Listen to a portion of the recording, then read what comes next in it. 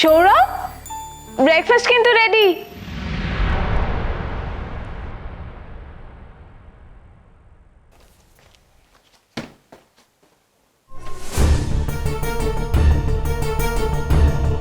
বসো।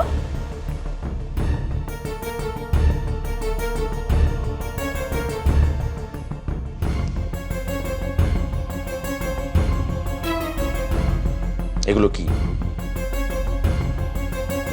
কেন?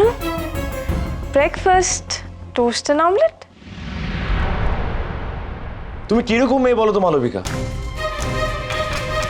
সামান্য টোস্ট আর অমলেট চাইলাম, তার অবস্থা তুমি এরকম করেছো। কি করে খাবে মানুষজন?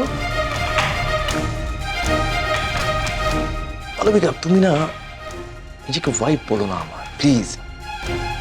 সামান্য ব্রেকফাস্ট করতে পারো না তো? Just shut up Sourav. আমি জানি তুমি কেন এসো আমাকে বলছো। আজ সকালে দিদি আর দীপ্তদার জন্য লুচি করেছে বলে এত আপসেট, তাই তো? আর আমার ওপরে তুমি এফেক্টটা ফেলছো। সৌরভ, আমার না সত্যি তোমার জন্য কষ্ট হয়। Poor soul. Mind your language please. এই ধরনের কথা তুমি আমাকে বলবে না, বলতে পারো না তুমি। আমি তোমার অডাসিটি টলারেট করতে এখানে আসিনি, প্লিজ।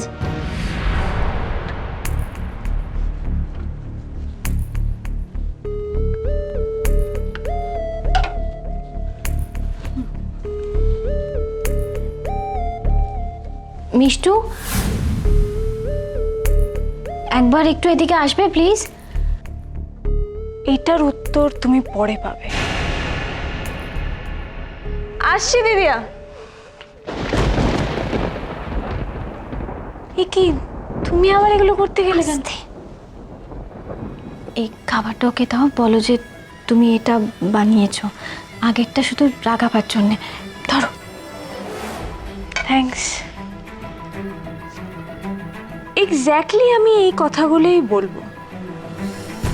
তোমার এক্স হাজবেন্ড এতে আরো জ্বলে যাবে। বুঝবে তুমি দয়া করে ওর খাবারটা করেছো দীপ্তদার খাবার করার পরে।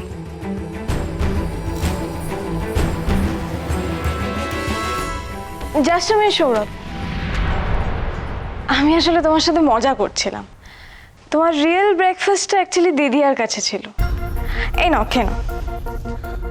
থ্যাঙ্কস। তোমার দিদিয়াকে বলে দাও যে ইদানিং আমার এত ভালো খাবার মুখে ঠিক রোচে না। তুমি কোথাও বেরোবে বলছিলেন না তো? রেডি হয়ে না?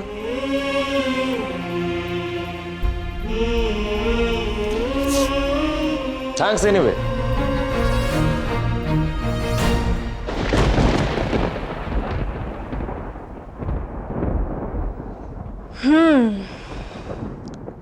এদের দুজনের এই চাপা প্রেমটা বরাবরের মতো শেষ করতে হবে। তার একটাই উপায়, দীপ্তদার ফিয়ান্সে যেন দীপ্তদাকেই ভালোবেসে ফেলে। এটা ব্যবস্থা যেভাবে হোক করতেই হবে। তারপর আমার সৌরভকে আমি দেখে নিচ্ছি।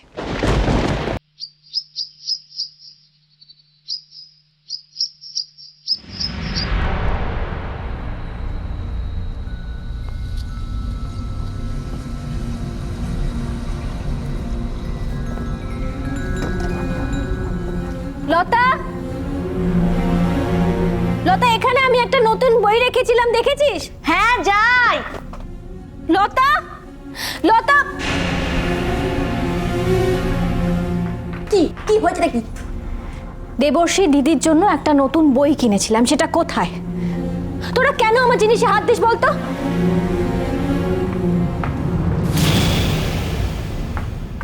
কি এটা? নিজেই তো রেখেছিলে। ও আচ্ছা, বুঝে গেছি। দাদা খায়নি বলে রাগ করেছো। একদম ফাজলামি মারবি না, বুঝলি? একদম মারবি না। আজ সন্ধেবেলা দীপ্তবাবুর সঙ্গে আমার এনগেজমেন্ট।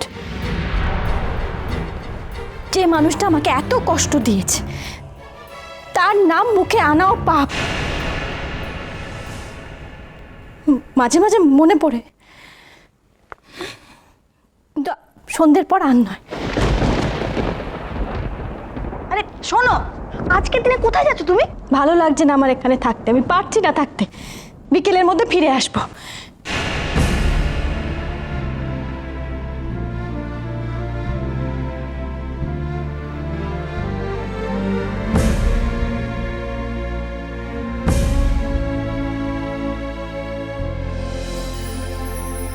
কিছু বলার ছিল?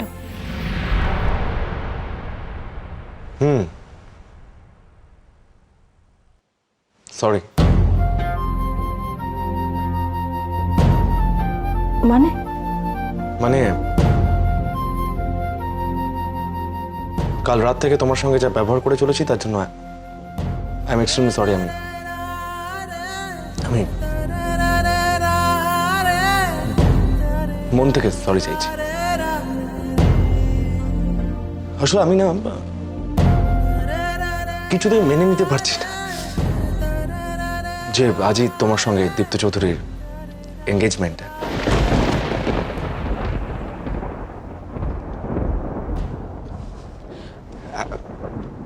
একদম চিন্তা করবে না তুমি, এই দুর্বলতা কাটিয়ে উঠবো আমরা দুজনে। আমার আনন্দ পাওয়া উচিত তোমার জন্য, আমার সত্যি আনন্দ পাওয়া উচিত। আজকে একটা স্পেশাল ডে, আনন্দের ব্যাপার। আমার জন্য আপসেট হয়েও না প্লিজ।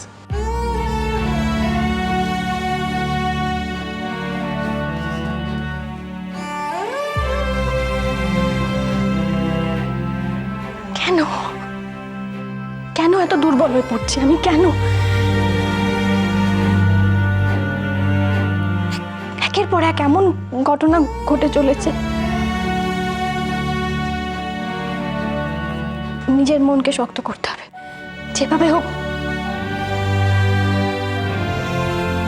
এখানে থাকতে পারবো না আমি। সৌরভকে দেখলাম, আরেকবার দেখলে আমি শেষ হয়ে যাব।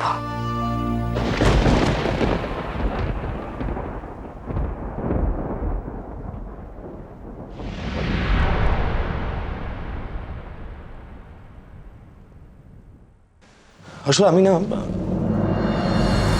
কিছুতেই মেনে নিতে পারছি না যে আজই তোমার সঙ্গে দীপ্ত চৌধুরীর এঙ্গেজমেন্ট। আমার মনটা যে কেন এত অস্থির অস্থির করছে কে জানে। মনে হচ্ছে সব যেন হারিয়ে ফেলছি। নতুন করে এই কষ্টটা যে কেন হচ্ছে।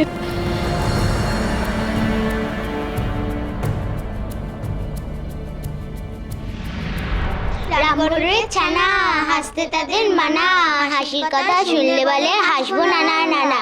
এই দেবস্মিতা, তোর মা কি করেছে রে? এত রেগে আছিস তুই?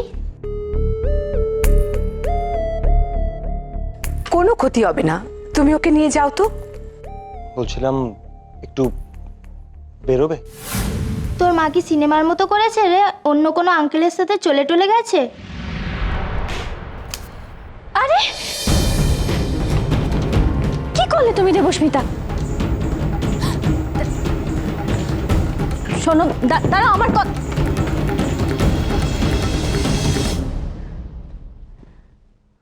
ওকে তুমি কি বলেছো? সত্যি করে বলো। মারলো কেন তোমাকে? বলো।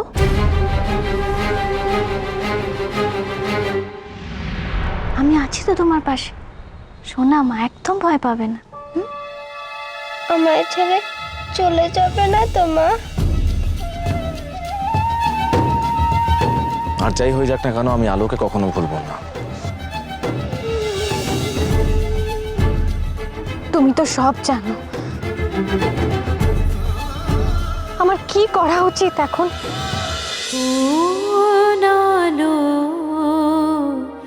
লাগলো চোখে